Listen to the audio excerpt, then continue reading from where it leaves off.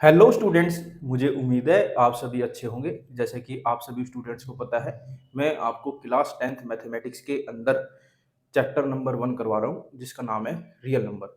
आज मैं उस चैप्टर के अंदर आपको एक ऐसा क्वेश्चन करवाने जा रहा हूँ। इस क्वेश्चन की गारंटी है कि ये पेपर में 100% आता है। इसके अंदर एक्चुअल में होता क्या है, एक क्वेश्चन आता है जिसके अंदर आपको अंडर रूट के अंदर एक प्राइम नंबर दिया जाएगा और आपसे बोला जाएगा कि इसको इरेशनल प्रूव करो। तो देख लेते हैं इस क्वेश्चन को कैसे करते हैं। 100% आने वाला क्वेश्चन है जी।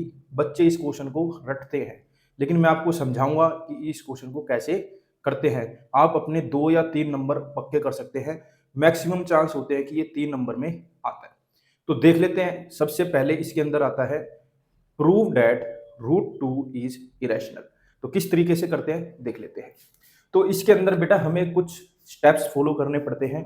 एज इट इज आपको ऐसे ही ये करना है, इसका कोई अल्टरनेटिव नहीं है। जैसे कि इसके अंदर पहली लाइन लिखनी पड़ती है।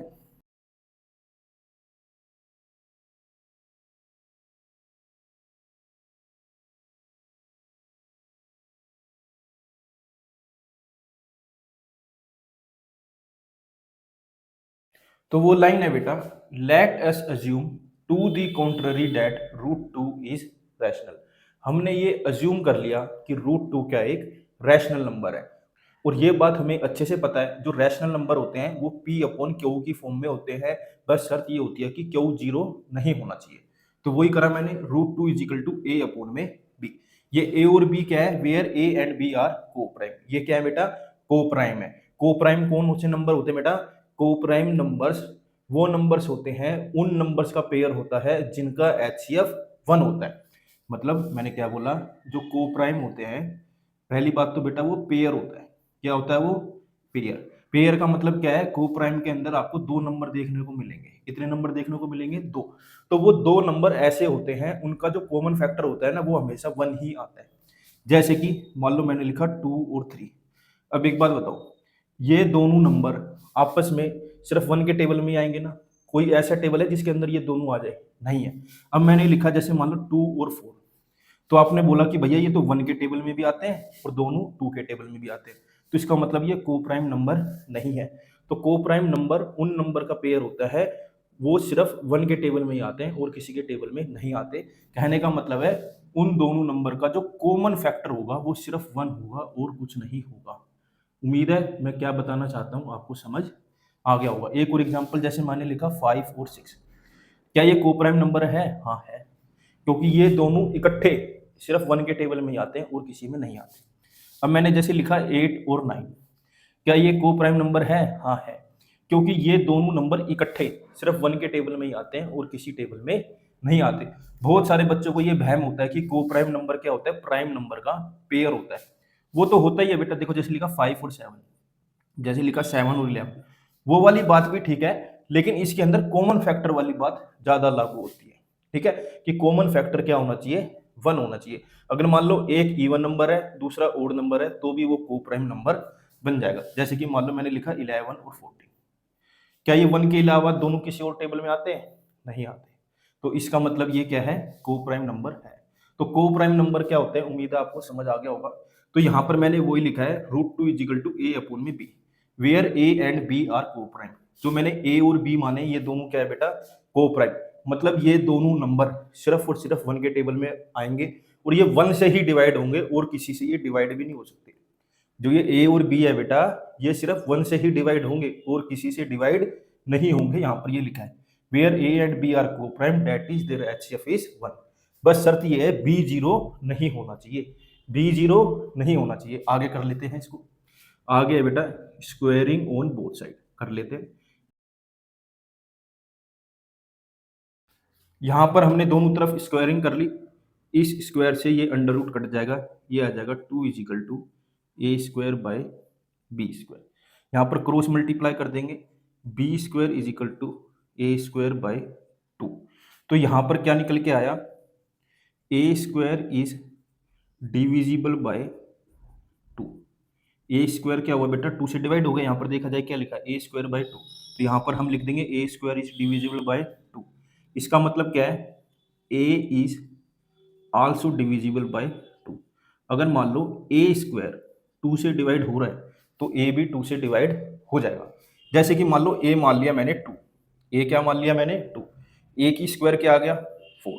अगर मान लो 4 2 से डिवाइड हो रहा है तो बेटा 2 तो 2 से डिवाइड हो ही जाएगा, नॉर्मल सी बात है, वही लिखा है। अब अगर a square is divisible by 2 then a is also divisible by 2।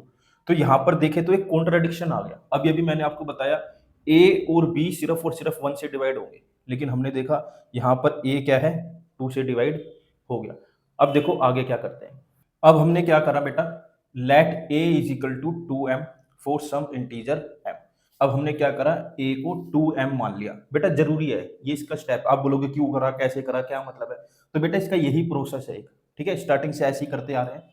Late a is equal to 2m for some integer m। m क्या है बेटा, कोई इंटीजर है, तो हमने माना क्या था, √2 is equal to a upon में b। अब मैंने क्या बोला आपको, a की जगह क्या पुट करना है 2m, तो हमने यहाँ पर 2m पुट कर लिया a की जगह पर, और b हमारा ऐसे ही है। अब यहाँ पर भी हम दोनों तरफ क्या करेंगे, squaring, squaring on both side.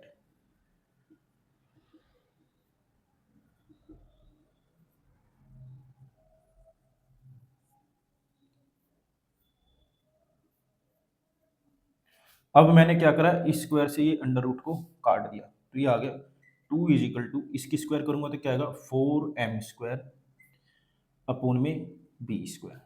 तो अब मैंने क्या करा बेटा, क्रॉस मल्टीप्लाई करा। मैंने क्या करा, b स्क्वायर को इधर ले आया और 4 को मैं यहाँ पर ले आया, ये m स्क्वायर ऐसे ही है।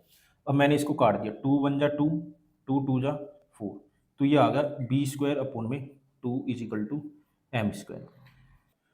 अब मैंने यहाँ पर ध्यान से देखा कि बी स्क्वायर को 2 ने डिवाइड कर दिया, तो यहाँ पर हम लिख देंगे ऐसे ही, b square is divisible by 2।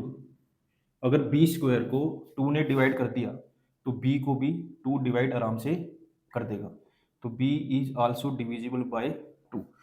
अगर 2 ने बी स्क्वायर को डिवाइड कर दिया तो बेटा 2 बी को भी डिवाइड कर देगा। अभी मैंने देखा कि ए स्क्वायर को भी 2 ने डिवाइड कर दिया तो ए को भी 2 डिवाइड कर देगा। अगर 2 ने बी स्क्वायर को डिवाइड कर दिया तो 2 बी को भी डिवाइड कर देगा। जबकि हमने माना क्या था, हमने ये माना था √2 is equal to a upon में बी। ए और बी को प्राइम नंबर है, उनका कॉमन फैक्टर 1 है। ए और बी को सिर्फ और सिर्फ 1 डिवाइड कर सकता है और कोई डिवाइड नहीं कर सकता। लेकिन हमने देखा यहाँ पर तो 2 ने डिवाइड कर दिया, 2 ने तो ए को भी डिवाइड कर दिया और 2 ने तो बी को भी डिवाइड कर दिया। इसका मतलब क्या हुआ, जो हमने यहाँ पर अजम्पशन मानी थी कि √2 एक रैशनल नंबर है, वो हमारी गलत होगी।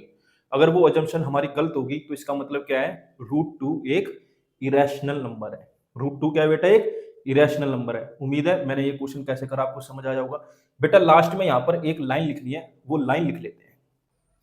तो बेटा यहाँ पर आपको टोटल 4 लाइनें लिखनी है, और ये चारों लाइनें लिखने बहुत ही ज्यादा जरूरी है। बहुत सारे बच्चे बोलते हैं अगर ये लाइनें नहीं लिखेंगे तो क्या होगा, तो बेटा टीचर आपका 1.5 नंबर काट लेगा।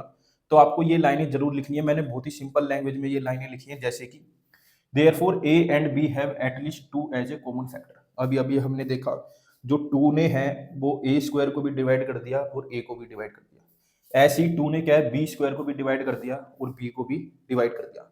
तो यहाँ पर क्या हुआ, 2 एक कॉमन फैक्टर निकल के आया, क्यों, 2 ने दोनों को ही डिवाइड कर दिया। But this contradict the fact that a and b have no common factor other than 1। जबकि हम तो ये मान के चल रहे थे कि a और b क्या है, को प्राइम है, उनके कॉमन फैक्टर क्या आएंगे 1। तो इसने क्या करा, इस बात को कॉन्ट्राडिक्ट कर दिया, इस बात को गलत साबित कर दिया। This contradiction has arisen because of over incorrect assumption that √2 is rational. ये कॉन्ट्राडिक्शन इसलिए अराइज हुई है क्योंकि हमने अजम्पशन गलत मानी थी कि √2 क्या एक रैशनल नंबर है। So we conclude that √2 is irrational. तो हम कह सकते हैं √2 क्या है, इरेशनल नंबर है। मुझे पूरी उम्मीद है मैंने इस क्वेश्चन को कैसे किया आपको जरूर समझ आया होगा। अगर समझ नहीं आया तो बेटा इस वीडियो को एक बार दोबारा देखना, आपको समझ 100% आ जाएगा। मेरे साथ ऐसे ही जुड़े रहिए, मैं आगे भी आपके लिए ऐसी ही अच्छी वीडियो बनाता रहूंगा। Thank you for watching. बेटा स्क्रीनशॉट जरूर लो इसका एक।